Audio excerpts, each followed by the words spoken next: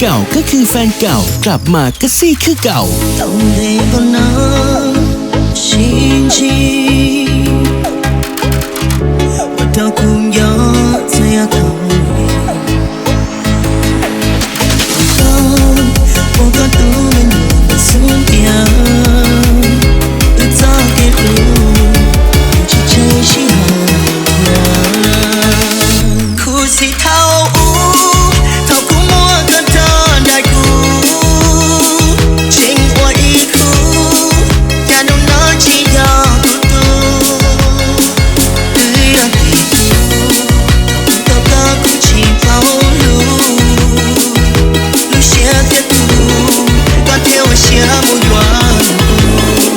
แฟนเก่าก็คือแฟนเก่ากลับมาก็ซี่คือเก่า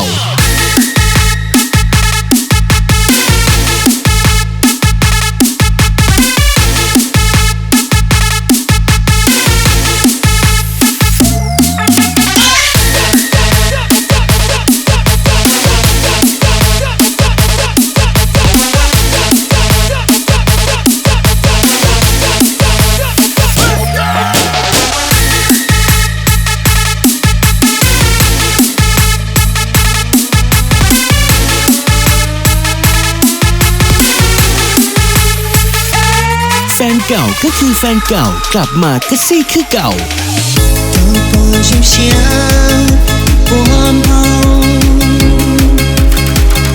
哭怕有点难懂情到心呢抓给古街道路宁上来走过错过了寂寞路都有答案了哭泣逃